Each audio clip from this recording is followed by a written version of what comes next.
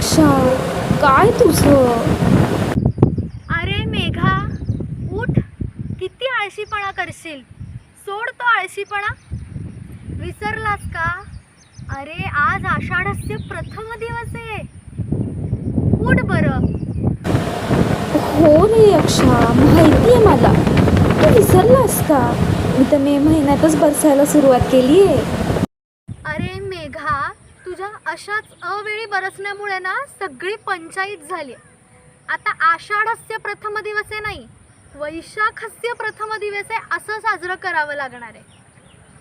तू अवेळी बरसतोस, मे महिन्यातच पडतोस, म्हणून असं वाटतंय की आता कांदा भजी खायची की आंबा खायचा या संभ्रमात आहेत लोक. मेघा, हे बघ मेघा, आज आषाढाचा पहिला दिवस आहे की नाही.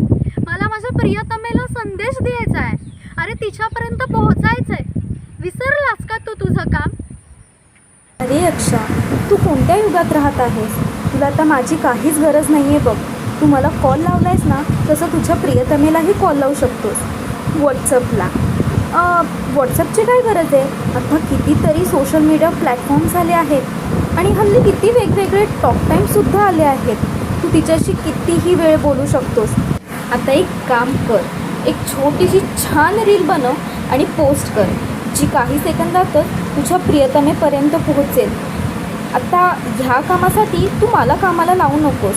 अरे यक्षा, तुला माहिती आहे का, आत्ता इन्स्टंटचा जमाना आहे.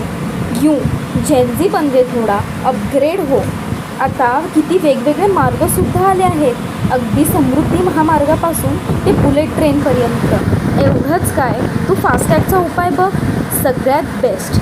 2000 रुपये भर आणि वर्षभर अपडाऊन कर. कळलं का तुला? Moral of the story is, आता माझी काही तुला गरज नाही आहे बघ यक्षा. तू तुझ्या प्रियतमेपर्यंत कसाही पोचू शकतोस आधुनिकरित्या, आत्ताच्या काळाप्रमाणे.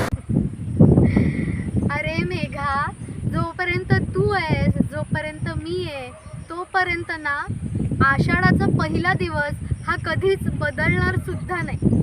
अरे कितीही युग बदलू देत, कितीही टेक्नॉलॉजी येऊ दे, पण तरीसुद्धा तू त्या प्रवाहात वाहत जाऊ नकोस रे मेघा.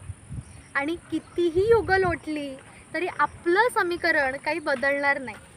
आणि तू म्हणतोस ना मेघा, तसे